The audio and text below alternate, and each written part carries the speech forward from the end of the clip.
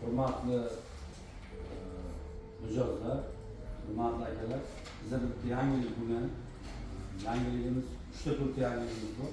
Kredit masalasi bo'yicha bizning yangi produktlar ochildi. Muhtaram prezidentimiz Mato'da yig'ilishgan ayollarimizni tadbirkorlikka jalb qilish va uni keng ko'lamda tarmoqlarga joriy qilish uchun bizlarda o'zimizda bank mahsulotlarimizni mahalla loyihasi, biznesga birinchi qadam degan kreditlar bor. 312 kreditimiz bor, 4 xil kreditimiz bor.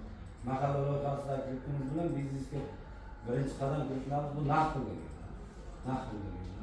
Ayol kishilarga, ayol tadbirkorlarga 25% dan beryapmiz. Ya'ni prezidentimiz Mato'da yig'ilishdan keyin bu 2% kamaytirib 25% dan beryapti. Biznesga birinchi qadam mahalla loyihasi. Agar 312 kreditimiz 300 milliongacha miqdori 100 milliongacha bizga beramiz. Buni ham agar birorta pishiriq qilaman, non sek qilaman, kuch sek qilaman deganimizda buni 19% dan beramiz. Bugungi kunda o'zi respublika bo'yicha, O'zbekiston Respublikasi bo'yicha banklarda eng kam foiz 12,5% dan berilgan bo'lsa, bu mikrokredit bank Xalq bankda ikkiga berilayotganmiz. Mana bugungi kunda ayollarimizga bizlarga 19% dan biz garov 100 milliongacha kredit berilyapti.